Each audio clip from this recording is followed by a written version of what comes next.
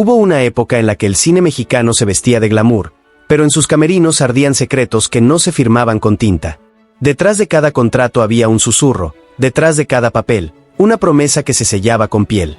En esos tiempos, no todo se escribía con pluma, había acuerdos que se firmaban con miradas, y carreras que se decidían entre sábanas, no en oficinas. Las luces del set iluminaban rostros perfectos, pero fuera de cámara reinaba la oscuridad del silencio. Algunas actrices del cine de oro entendieron pronto que el cuerpo valía más que el talento, y que un sí dicho a tiempo podía abrir más puertas que un premio Ariel. No eran víctimas, tampoco inocentes. Eran sobrevivientes de un sistema que devoraba a las mujeres mientras aplaudía a los hombres por hacer lo mismo. Algunas lo hicieron por ambición, otras por miedo, y unas cuantas, simplemente porque nadie les enseñó a decir que no. Cursor blanco con forma de mano hacia la derecha, suscríbete a Archivos Trae y activa la campanita, porque lo que estás por escuchar no es ficción. Es la verdad que el cine de oro escondió bajo sus cortinas de terciopelo. Entre rumores, deseo y poder, ellas aprendieron a jugar en un tablero donde el amor era una herramienta, la piel una moneda, y el silencio, la mejor defensa. Hoy te revelaremos las historias prohibidas de aquellas actrices que dijeron que sí. No por debilidad, sino porque en un mundo gobernado por hombres, su sí fue también una forma de sobrevivir. María Luisa Sea, la diplomática del deseo. En el universo brillante del cine de oro, donde las cámaras parecían bendecir a unos y devorar a otros, hubo una mujer que aprendió el lenguaje del poder sin pronunciar una sola amenaza. Su nombre era María Luisa Sea. El público la recordaba como la India bonita, una figura dulce, de voz suave y mirada tierna, pero detrás de esa apariencia se escondía una inteligencia tan afilada que podía abrir puertas sin siquiera tocarlas. En una industria donde el deseo mandaba más que los contratos, María Luisa no pedía favores, los provocaba. No gritaba, no exigía, no lloraba. Solo observaba, esperaba y actuaba en el momento preciso. Sabía que el verdadero poder no estaba en ofrecer, sino en hacer creer que todo ocurría por casualidad. La llamaban la diplomática del deseo, porque su arte no era el escándalo, sino la sutileza. Tenía la extraña habilidad de tocar sin tocar, de prometer sin palabras, de conseguirlo todo sin pedir nada. Cuando se acercaba a un productor, no necesitaba rogar por un papel, le bastaba una sonrisa y un susurro en el oído correcto. Y una semana después, su nombre aparecía en la lista de próximas protagonistas. En los estudios, su reputación era un secreto a voces. Unos la envidiaban, otros la admiraban, pero todos sabían que María Luisa nunca se equivocaba de cama, ni de momento. En un medio dominado por hombres, ella había convertido el deseo en estrategia, la caricia en contrato, y el silencio en su mejor arma. Una vez, cuando alguien insinuó que su éxito se debía a favores bien dados, María Luisa sonrió con la elegancia de quien no necesita defenderse, y respondió: «Yo no les pido nada, pero tampoco digo que no». Esa frase se convirtió en leyenda entre los técnicos, los actores y los asistentes de producción. Nadie se atrevía a juzgarla, porque mientras otros esperaban una llamada, ella ya sabía en qué cama dormir para despertar con libreto nuevo. Y aunque su historia se contó en murmullos, la verdad era simple: María Luisa Sea no jugaba al amor ni al arte. Jugaba al poder. Y casi siempre, ganaba. Alma Delia, el ángel que cayó de pie. En una industria que amaba fabricar inocencia, Alma Delia fue el ejemplo perfecto, al menos al principio. Comenzó su carrera como una niña buena, con sonrisa de porcelana y mirada que inspiraba ternura. Era la hija que todos querían, la joven promesa que iluminaba la pantalla con pureza. Pero el problema con los ángeles, decía ella misma años después, es que también tienen alas para huir del cielo. Creció frente a las cámaras, y mientras el público la veía transformarse en mujer, ella descubría que la dulzura solo servía si sabías usarla como disfraz. Detrás del rostro angelical había una mente astuta, una actriz que entendió demasiado pronto que en ese sistema, el talento no bastaba, había que negociar con los deseos ajenos. Su cuerpo era un arma, su sonrisa, una trampa, y su voz, suave, melosa, casi infantil, tenía el poder de convertir una negación en rendición. No decía que no. No porque no pudiera, sino porque sabía cuánto valía cada sí. Dormía con productores, actores, asistentes, y hasta, según se rumora, con las esposas de algunos. En el fondo, Alma no buscaba placer, sino permanencia. Sabía que un favor podía asegurarle un papel, y un papel, la ilusión de seguir viva en la memoria del público. Pero el problema con los tratos sin tinta es que todos tienen fecha de vencimiento. Cuando la juventud comenzó a desvanecerse, la industria, que antes la codiciaba, la apartó sin miramientos. Los mismos que le pedían sonrisas bonitas dejaron de llamarla cuando su rostro mostró el paso del tiempo. La fama se esfumó, y con ella, los aplausos y los susurros interesados. Terminó sola, sin fortuna y sin foco, pero nunca arrepentida. Cuando un periodista le preguntó alguna vez por qué lo hacía, ella soltó una carcajada seca, casi irónica, y respondió: «Porque siempre me lo pedían bonito». Esa frase, más que una confesión, fue su epitafio simbólico. La historia de una mujer que aprendió que en el cine de oro no había héroes ni villanos, solo sobrevivientes que sabían cuándo decir que sí y a quién. Patricia Morán, la dama de los placeres peligrosos. Tenía rostro de ángel y modales de realeza. Su sola presencia imponía silencio. Patricia Morán no necesitaba levantar la voz para dominar una habitación. Su elegancia era su advertencia. De cara impecable, perfume caro y sonrisa medida, parecía una dama de sociedad, pero en los camerinos su nombre tenía otro aroma. Uno que no venía de las flores, sino de las sábanas. Sabía perfectamente que en el mundo del cine la belleza abría la puerta, pero el talento no siempre garantizaba quedarse. Así que aprendió el arte más antiguo de todos, el de negociar con el deseo. En su cama, decían, se decidían más papeles que en los despachos de los productores.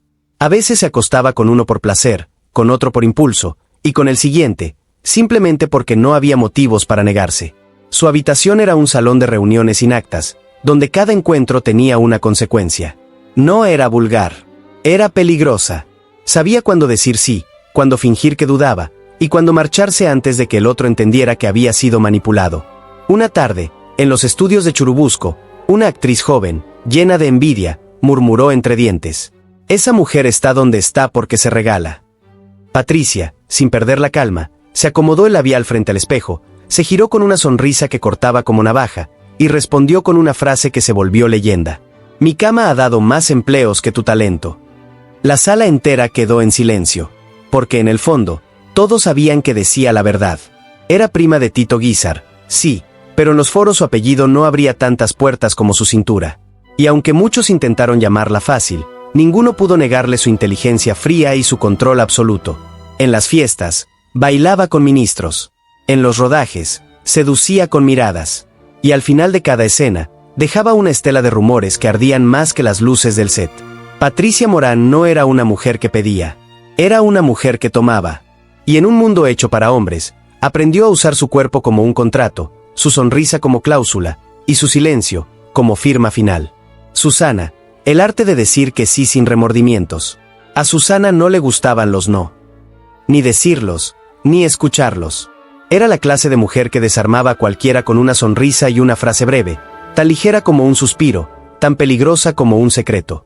En los estudios la llamaban la tentación con tacones, porque donde aparecía, el aire se volvía denso, y las reglas simplemente dejaban de importar. Decía que lo prohibido sabía distinto, que el deseo era un ingrediente necesario en cualquier historia. Sin pecado no hay trama, solía repetir, mientras encendía un cigarro frente a los técnicos, como si estuviera interpretando su propia película. Le fascinaban los hombres casados, quizá porque sabían guardar secretos. Los productores la buscaban, y ella los elegía como quien escoge una escena, con precisión, con propósito, con la certeza de que cada sí tenía un precio y una recompensa. Una mañana, un camarógrafo joven, movido por la curiosidad y el morbo, se atrevió a preguntarle si era cierto que se había acostado con 3 personas del mismo rodaje. Ella lo miró con calma, dio una última calada al cigarro, se inclinó a su oído y susurró: «¿Te molesta más que sea cierto, o no estar en la lista?». Luego se alejó con esa misma elegancia que la caracterizaba, dejando tras de sí un silencio que olía a deseo reprimido. Susana nunca fue la más premiada, ni la más fotografiada. Pero su nombre aparecía en las libretas de los productores, subrayado con lápiz labial, como una cita pendiente que todos querían cumplir. Sabía perfectamente que en el cine de oro, la moral era un decorado, una mentira necesaria para que el público siguiera creyendo la pureza de las estrellas. Pero detrás de cada escena recatada, había pasiones mucho más intensas que las que mostraba la pantalla. Susana no fingía inocencia. Jugaba con ella. Y mientras otras rezaban para conservar su reputación, ella prefería ser el rumor que todos comentaban y nadie confirmaba. Nunca pidió perdón, nunca se justificó. Para ella, el deseo no era pecado, era parte del guión no escrito del cine mexicano. Porque Susana entendió algo que muchas tardaron en aprender, que en una industria hecha por hombres, decir sí podía ser pecado, pero también podía ser poder. María, la madre que cobraba en silencio. Para el público, María era la encarnación de la ternura. La madre que lloraba por los hijos, la abuela que rezaba en silencio, la señora de barrio que sufría con dignidad frente a la cámara. Durante años, el país entero la vio como un símbolo de pureza.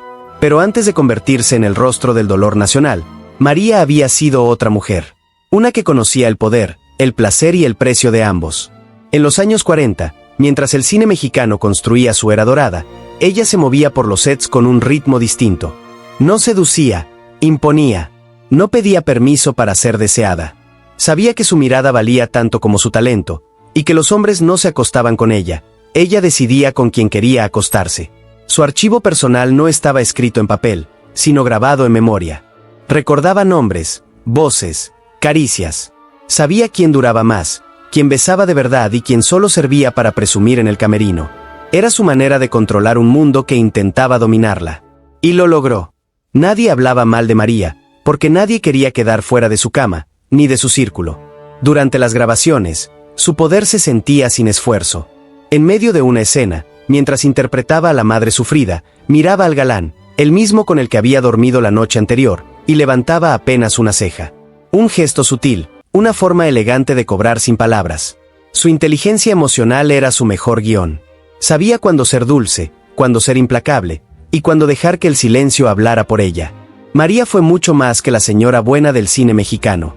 Fue la mujer que entendió que la pureza no se actúa, se vende, y que el respeto en esa industria no se pide, se conquista con estrategia o con deseo. Frente a las cámaras, lloraba por los hombres. Fuera de ellas, los hombres lloraban por ella.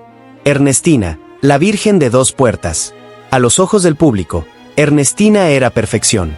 Tenía una voz celestial, una cara de virgen pintada por el cielo y una serenidad que hacía creer que la pureza aún existía en el cine. Pero detrás del maquillaje pulcro y el vestido impecable había una mujer que conocía demasiado bien las reglas del juego, y las jugaba con una precisión casi divina. En los estudios la llamaban la soprano del silencio, porque nunca levantaba la voz, nunca discutía, nunca protagonizaba escándalos. Y, sin embargo, su camerino era el más visitado de todos. Dicen que tenía dos puertas, una para el maquillaje, y otra, más discreta, para los asuntos especiales. No necesitaba escándalos para hacerse notar.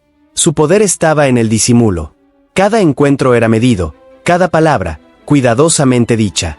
Y cuando aceptaba algo, lo hacía con una regla simple. Si vas a decir que sí, haz que parezca que fue idea del otro. Esa filosofía la convirtió en un mito silencioso. Nadie hablaba de ella en público, pero todos sabían lo que ocurría tras las luces apagadas. Los productores le tenían respeto, los actores, deseo, y las actrices, una mezcla de envidia y temor. Su carrera fue corta, pero efectiva. Cada película suya parecía un ascenso, cada papel, una victoria calculada. Y aunque jamás protagonizó un escándalo, en los pasillos de los estudios su nombre resonaba más que el de muchas estrellas. Nunca fue una diva, nunca fue una estrella, pero fue una estratega brillante que entendió el negocio mejor que nadie. Mientras otros jugaban con fuego, Ernestina prefería encender velas en la sombra. Con el tiempo, desapareció de las pantallas sin dejar rastro, como si nunca hubiera existido. Pero quienes la conocieron aún recuerdan su lección más famosa. El secreto no está en decir que sí, sino en lograr que te lo pidan de rodillas. Y así fue como la Virgen de dos puertas se convirtió en leyenda sin jamás mostrar su pecado. Conchita, la sombra que movía los hilos. Nadie la miraba dos veces al principio. No tenía la belleza de las divas, ni la voz melodiosa de las estrellas. Siempre aparecía como nana, enfermera o sirvienta. Papeles pequeños, de esos que no dejan nombre en los carteles. Pero entre los técnicos, Conchita tenía una reputación distinta.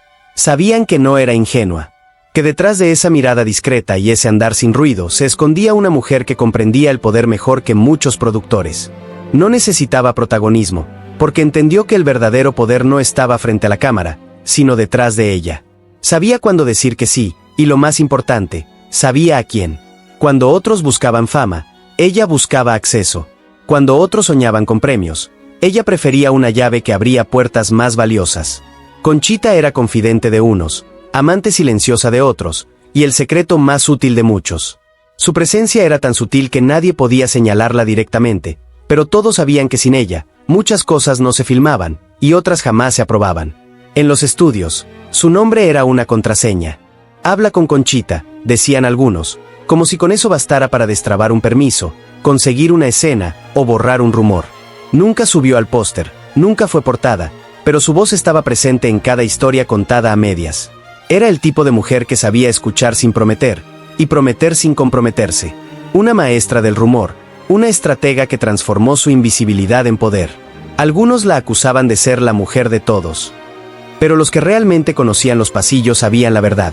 Conchita no se ofrecía, se elegía.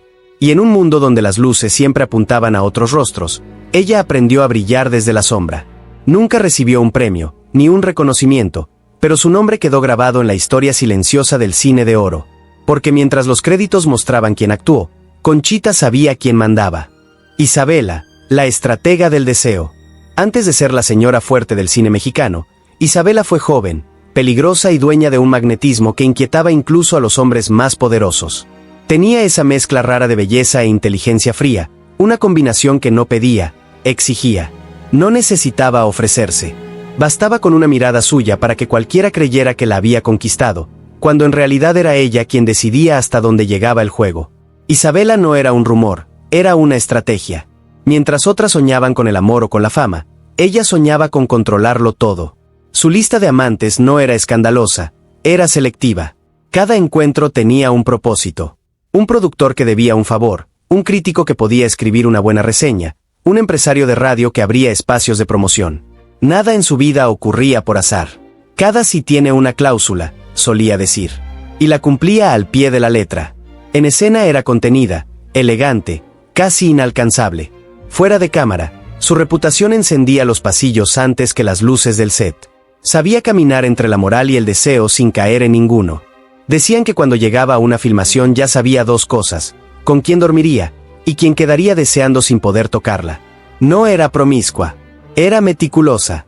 Convertía el deseo en un tablero de ajedrez, y movía cada pieza con la precisión de una mente que nunca jugaba por placer.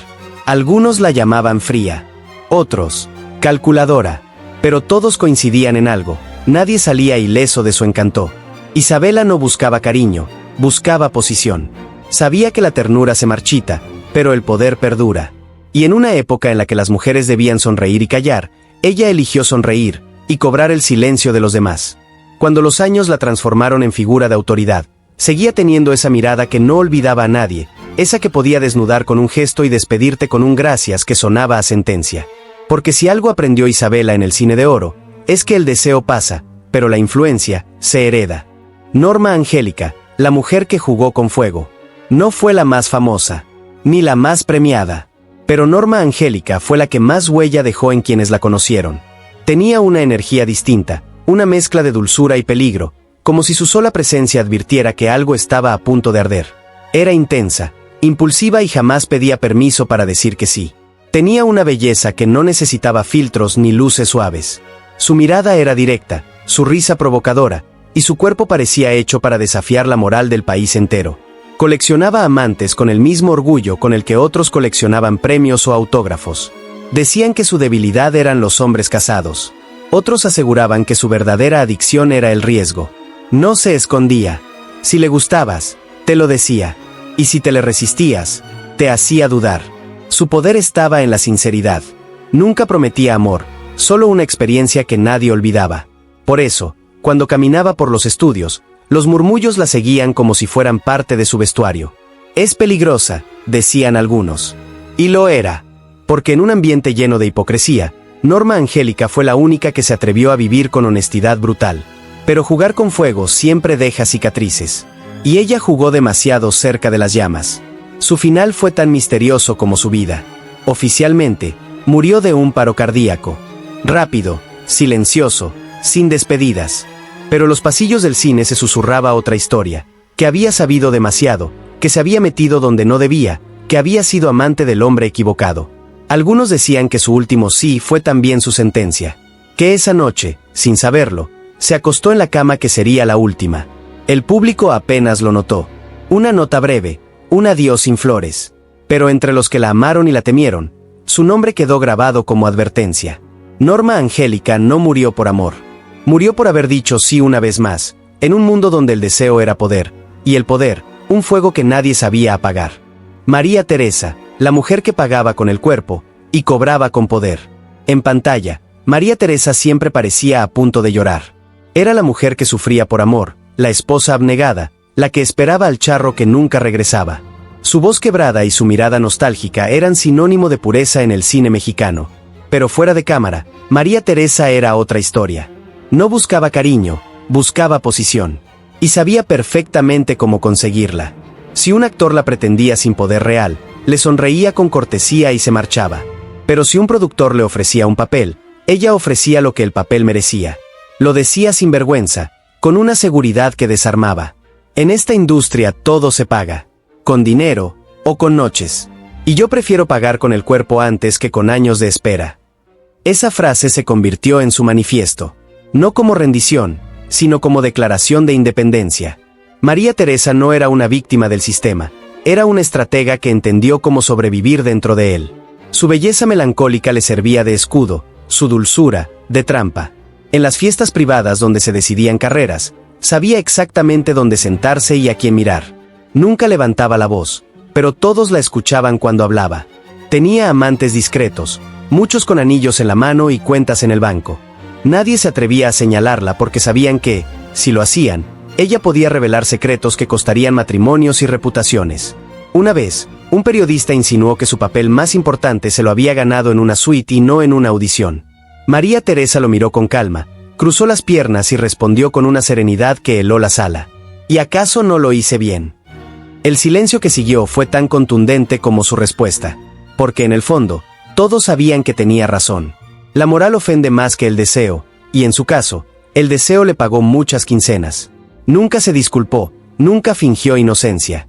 Prefería ser recordada como la mujer que jugó con las reglas del poder y jamás perdió la partida. Cuando el público la veía llorar en la pantalla, no sabía que detrás de esa lágrima había una mujer que no lloraba por amor, sino por las ironías de un mundo donde fingir pureza valía más que tener talento. María Teresa nunca fue ingenua.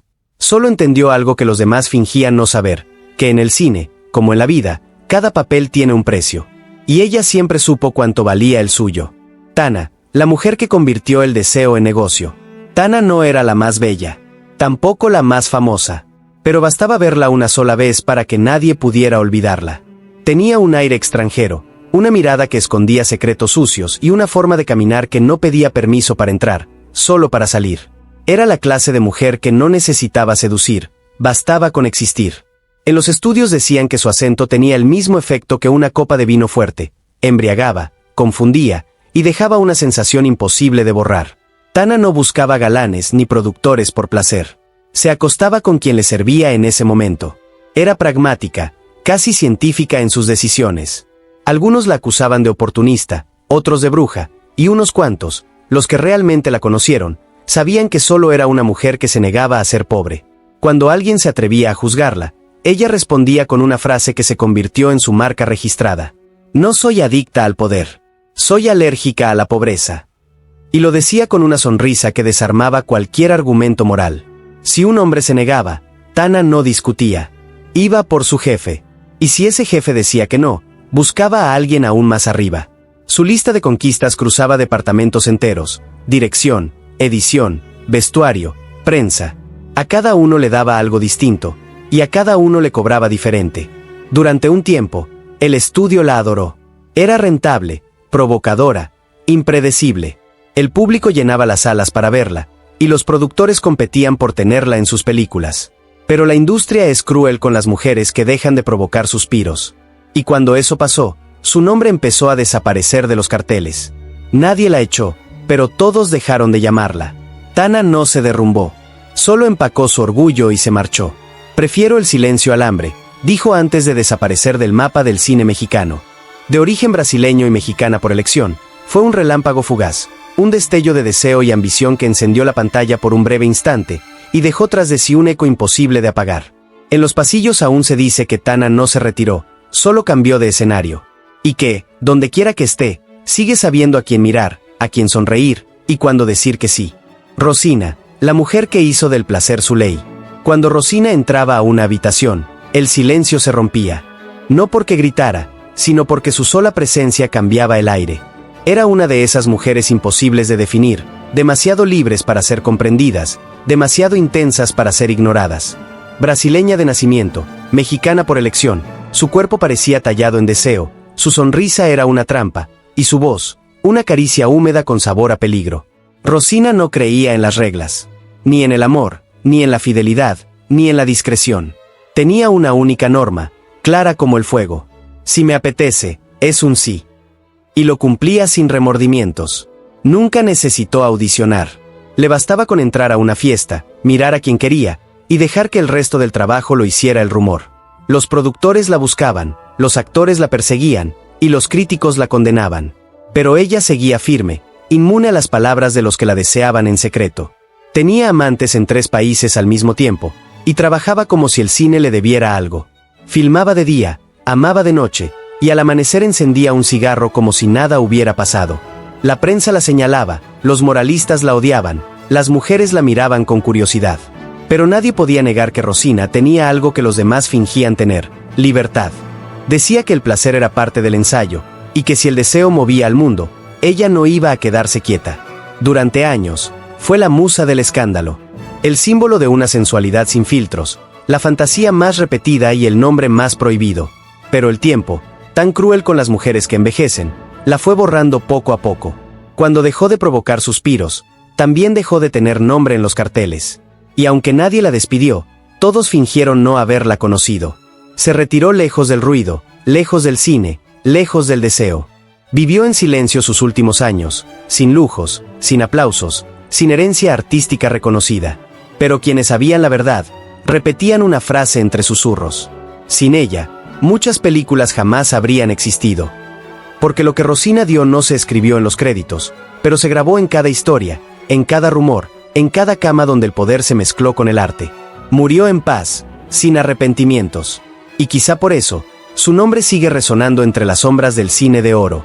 Porque Rosina no fue una actriz. Fue una fuerza.